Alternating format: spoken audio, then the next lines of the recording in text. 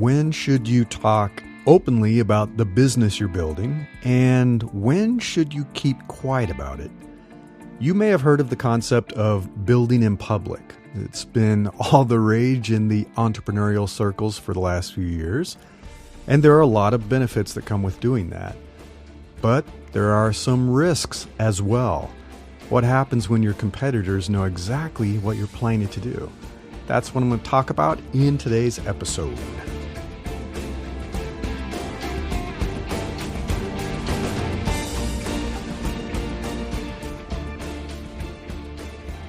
I'm Larry Cornett, and this is Invincible Solopreneurs. So this is issue 20.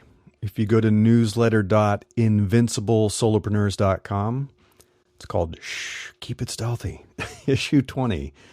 And it's a little bit about risking your 9-to-5 job security, but also some of the other risks when everyone knows everything about the business that you're building. I'm going to share a few links that I'm going to talk about in this episode, and they're going to be in the newsletter. So if you want to check those out, go to the online version, and it's a lot easier to find some of the people that I've mentioned in the articles I'm going to mention. So yeah, several entrepreneurs that I follow that are pretty popular on Twitter, namely, promote the benefits of talking about your business while you're building in public. If you've heard of this, BIP. This differs greatly from the traditional stealth startup model that I think most of us have seen over the years and experienced if you ever worked at a startup. I know that when I ran my solo design agency during the dot-com boom many years ago, many of the early stage startups that I helped were in stealth mode. And they're very explicit about that. We're in stealth mode. Don't talk about anything. They didn't share any information publicly. They certainly didn't broadcast their experiences, their building experiences during that journey. I mean, for one thing, social media didn't exist yet. There was no Twitter. There was no Facebook. There was no Instagram. Yeah, none of that stuff existed yet. But blogs did. People were blogging. They were writing online articles and sharing things. But if you were in stealth mode, you absolutely didn't talk about your business or your startup. So what does it mean to build in public if you haven't heard of this? And I have a quote from a site that talks about this. It's a good site. Building in public, BIP, consists of building a company or product and transparently sharing the behind the scenes of how you do it. Founders generally share their wins, struggles, learnings, anecdotes, and business metrics. So it's radically transparent.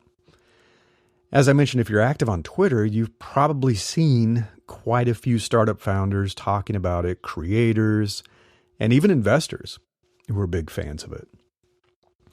There's Arvid Kahl. He's got a tweet that I shared. If you want to check out that link, this is why I build in public. Another entrepreneur, Thibaut, said, here's how to test an idea in under 2 weeks. And he recommends building in public. And then Andrew Gazdecki, who I follow, you should follow him too. He's fantastic. So go to newsletter.invinciblesolopreneurs.com and check out Andrew. He has a very cool marketplace where you can post a business for sale, buy a business. I mean, it's like nothing else I've seen. Anyway, and he talks about building in public as a way to generate leads for your startup when you're on a budget. So you can check out those three. Now, there are benefits of building in public. Here are some of the key benefits. You can get early feedback on your product or a service that will shape its future and hopefully increase your odds of success. And I do this quite a bit. You've probably seen me doing it here with Invincible Solopreneurs. When I talk about the workshop that I want to run, and I've been talking about a cohort class where I want to get people together maybe for like an 8-week process of how to move from being an employee to becoming a solopreneur. I've been talking with all of you, the listeners and the readers of the newsletter, to get your feedback. It's like, here's an outline of what I'm thinking for the workshop. Give me your feedback. Are these the topics you're interested in? Is there something that I'm missing? That's building in public. And I'm hoping, like everybody else who does this, it improves the odds of success, getting early feedback from potential customers, right? You can start building a community that believes in what you're doing and supports you. So I'm doing that too, right? So as I'm building this business and I'm working with solopreneurs, I'm talking about it and I'm attracting more people who are like interested in this topic and they are thinking about becoming solopreneurs. Transparency builds more loyalty and it builds more trust with your customers and your community. It's like, we all know things aren't all sunshine and puppies. So sharing when things are good, sharing when things are bad or challenging, you're being honest and it builds more trust. You can create friendships with other builders who are on a similar journey. So I've seen that. I mean, as an entrepreneur or a startup founder shares what they're doing, they attract other founders and they build that circle of kind of that inner circle of people who help you, hopefully. Because if they know what you're trying to accomplish, they can share helpful advice. They're like, oh, I struggled with my legal formation too, and here's why I decided to do this. Or, oh, here's a really good accountant that you probably want to use for your business. Or I tried using that marketing service, didn't work for me, or this platform didn't work for me, try this platform. It's great. You know, if people know what you're trying to do, what you're trying to build, they can offer suggestions and give you feedback. You will build a reputation as an expert if you're sharing what you're doing. You will develop a stronger network and you'll build a following on social media. I mean, all the folks who are building in public build a pretty good following because there are a ton of people who are interested in becoming startup founders or entrepreneurs. The more visible your business is, the more likely you'll attract the attention of relevant investors. And that's if you want that. You know, if you do want someone to think about investing in your business, if they know what you're trying to do, they can reach out and say, hey, I invest in businesses like that. Let's talk.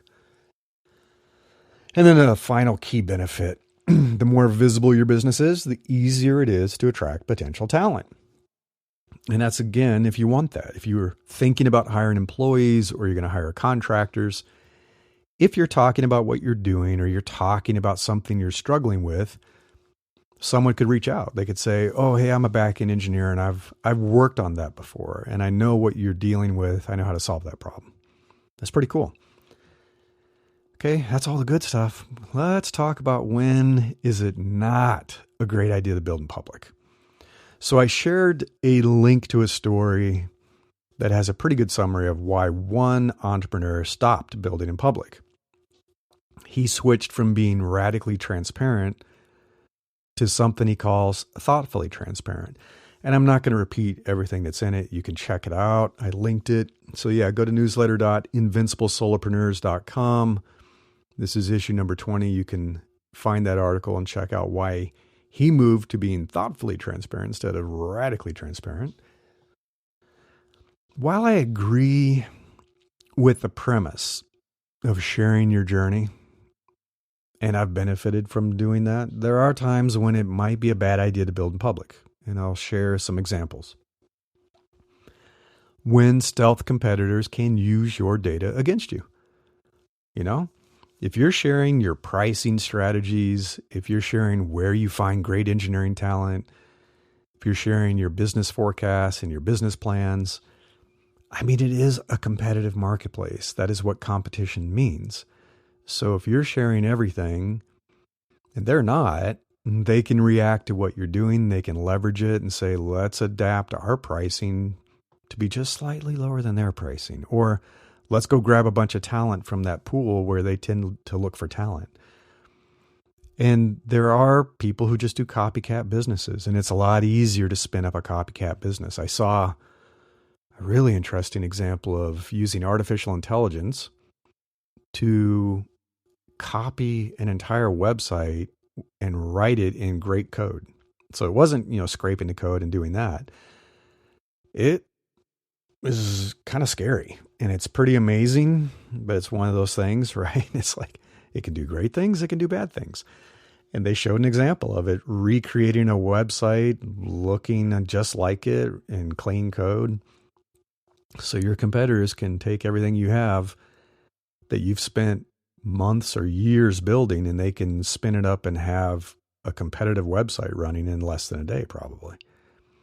And as some of the stuff this guy talked about in his article is like, it's one thing when a few copycats show up, and it's really usually not a huge deal because you're different.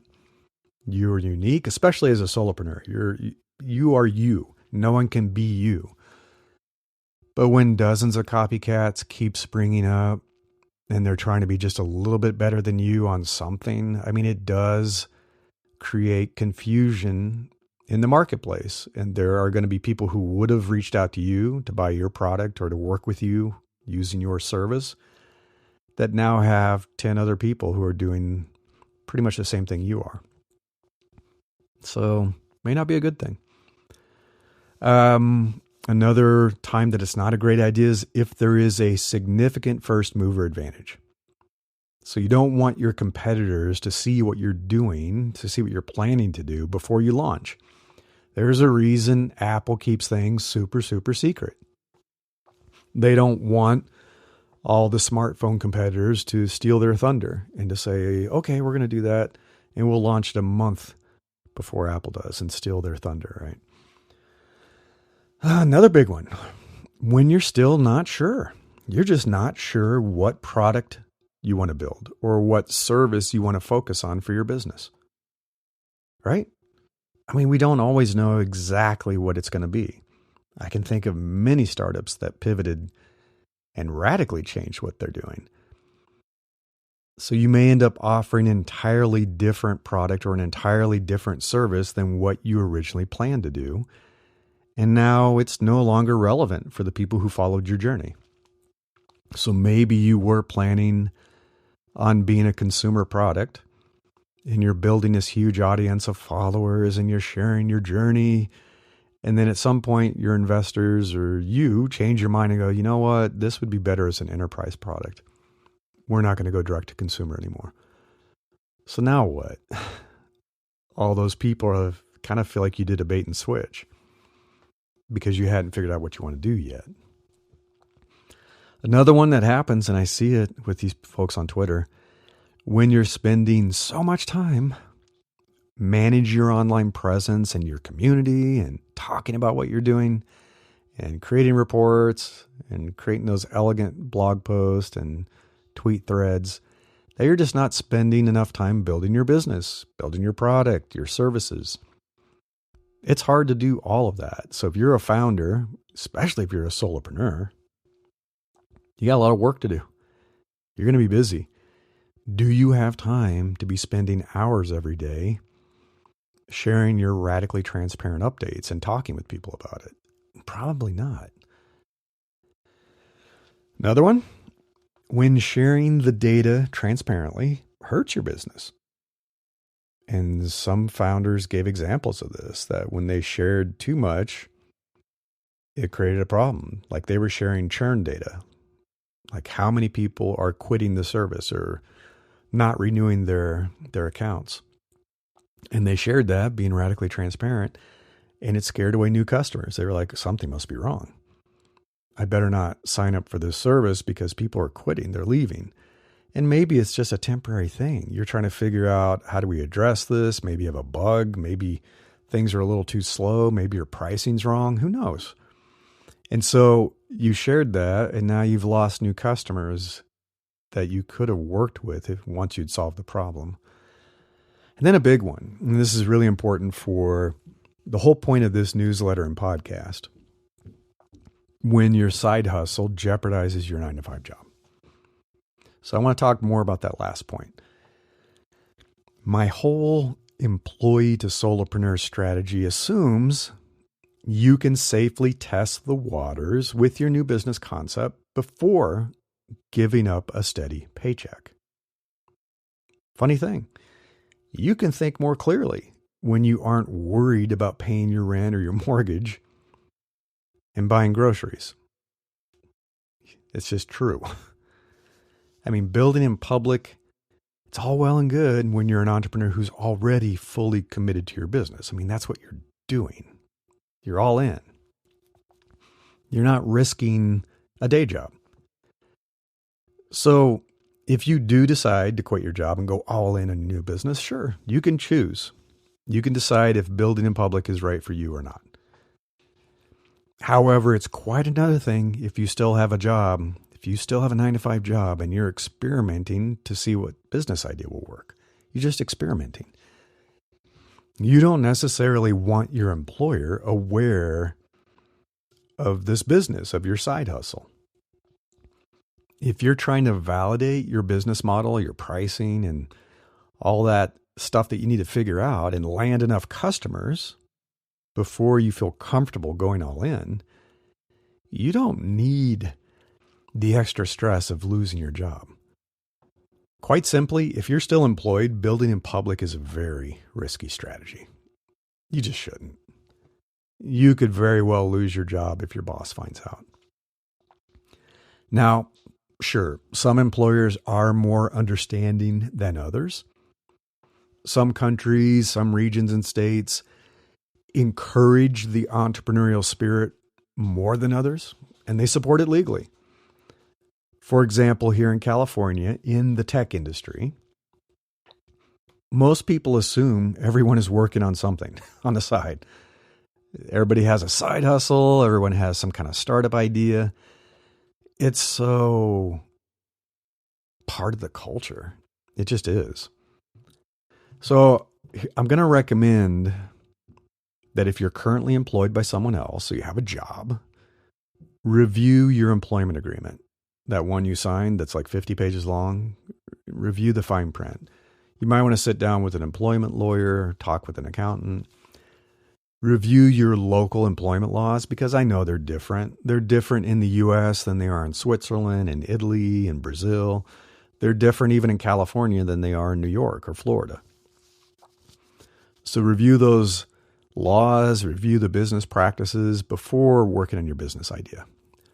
You know, for example, most employers here in the U.S., pretty common, especially in tech, most of them have a non-compete agreement in the employment agreement. That you're not supposed to create a business that competes with your employer. You're not even supposed to do that after you quit and leave the job. You're not supposed to solicit clients or customers from your previous employer. So they have them, even if they're not fully enforceable everywhere. And in California, I link this. Non-compete agreements are not enforced in the state of California. They just won't.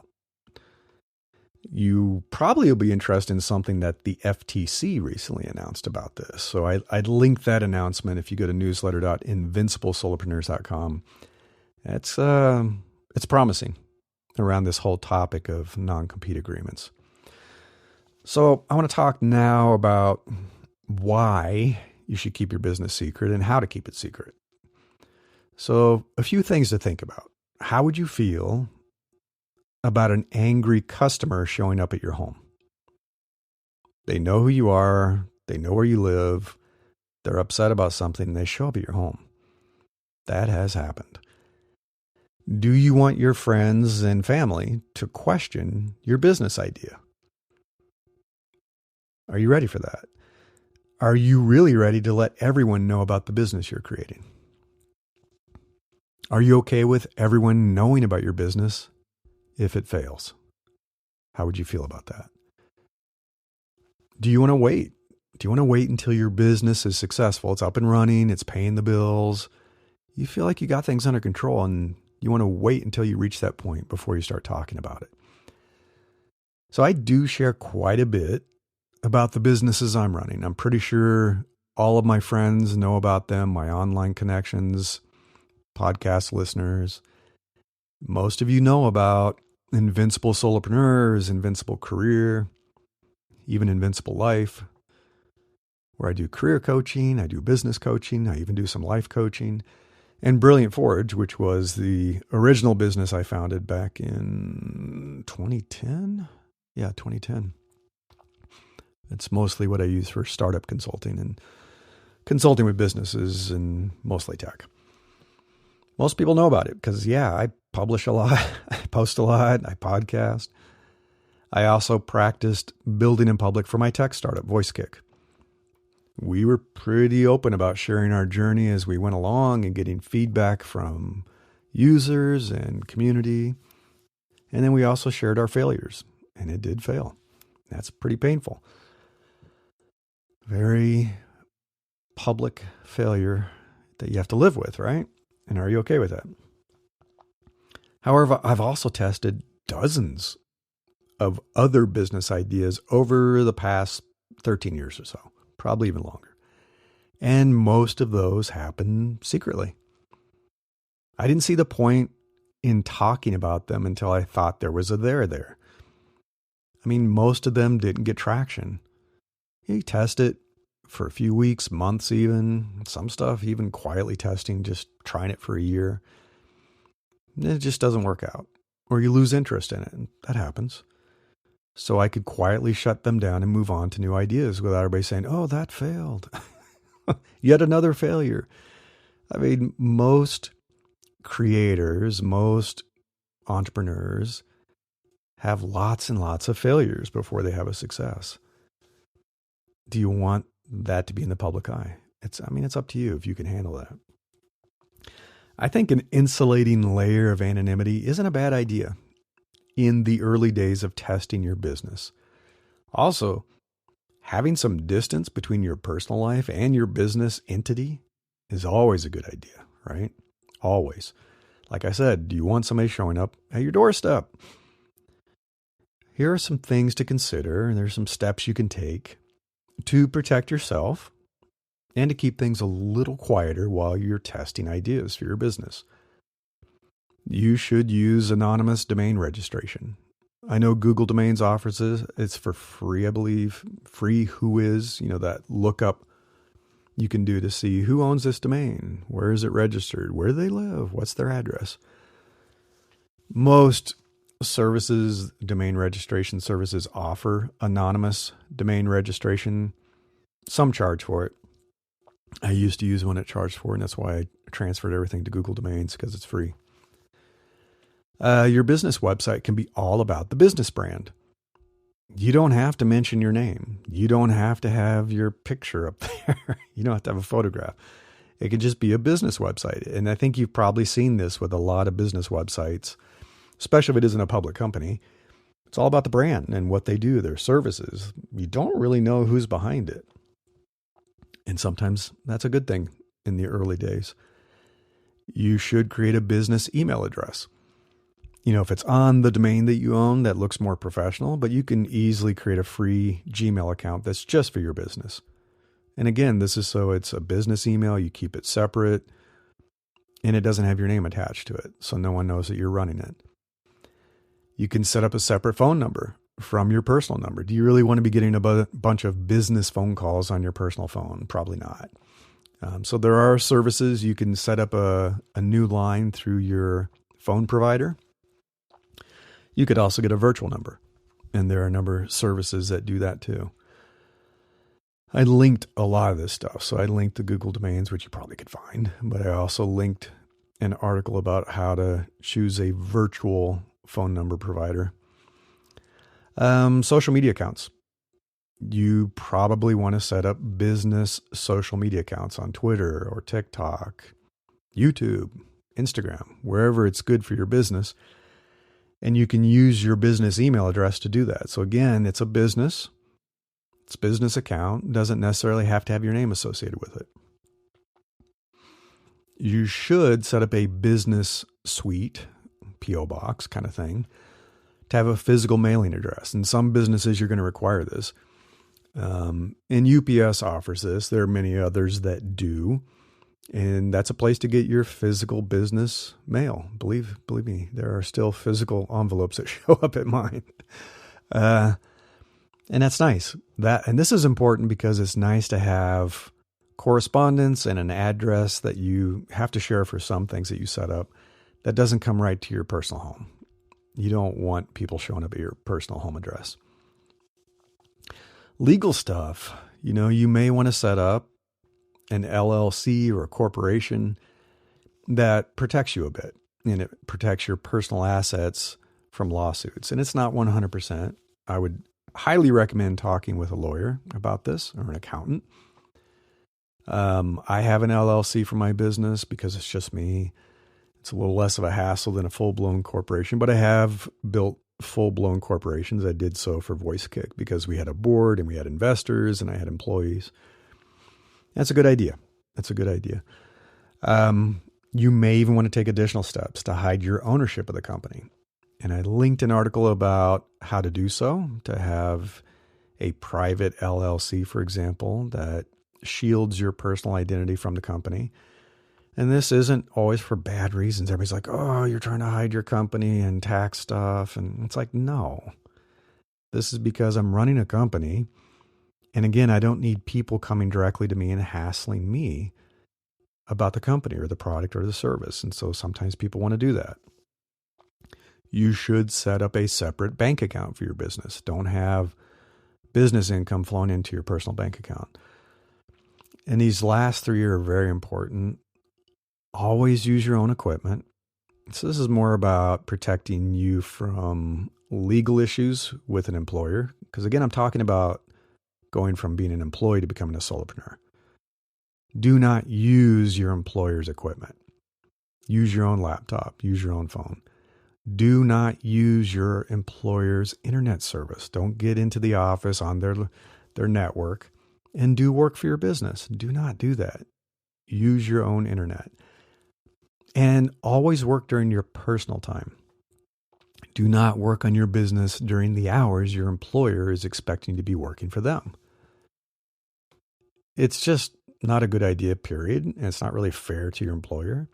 It also sets you up for all kinds of legal consequences. If you create a business or a cool new idea while you're supposed to be working for your employer, using their laptop, using their network, in some cases, they're going to own your idea now. You created on their time using their equipment. That's their idea.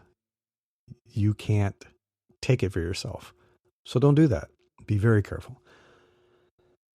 Another benefit of keeping your business secret is it frees your creativity to just think about all kinds of wild ideas. I find that if you're building in public and everybody's looking at it, you have all these expectations and people think of you a certain way and you have a certain professional brand that it stifles you, even if you don't think you're kind of stifling yourself or putting yourself in a box. When it's completely secret, you can go wild and come up with all kinds of business ideas because it's not tied to you and your identity. That way you don't have to worry about what friends and family think of your new venture, right? You don't have to worry about damage to your personal reputation if your crazy business idea fails. And many will. But do you really want to deal with all the jokers who are like, oh, that was a stupid idea. I knew it was and it failed. I could have told you that. Talk about ruining your entrepreneurial spirit and your creativity. You don't need that. That's why it is kind of nice to keep things secret. As I said, I've spun up and tested dozens of ideas for new businesses, and no one knows about those dozens of failures. No one else does, I should say. I mean, I do, of course. But I could quietly lick my wounds and sunset the idea without people constantly asking me, hey, what happened to that new business you started? Because I had some others that I did talk about, and people kept asking me, what's going on with that business? What's going on with that business? And I already knew that I wasn't going to move forward with it. And I just wished I hadn't talked with people about it. I mean, in the end, you know yourself and you know what business ideas you're considering. You know what's in your head right now.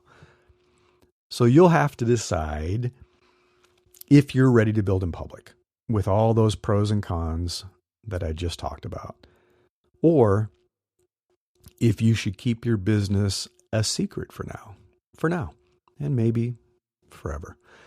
So I want to end with a quote from Jonathan Ive.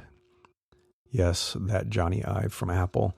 This is something he said, I believe, during a talk he gave about Steve Jobs. So here it is. And just as Steve loved ideas and loved making stuff, he treated the process of creativity with a rare and a wonderful reverence. You see, I think he, better than anyone, understood that while ideas ultimately can be so powerful, they begin as fragile, barely formed thoughts, so easily missed, so easily compromised, so easily just squished. I'll leave you with that. So go check it out online, newsletter.invinciblesolopreneurs.com, if you want to check out the links, all the stuff that I mentioned. And thanks for listening. I hope you find this helpful. Until next time, I wish you the best of luck with building the business of your dreams.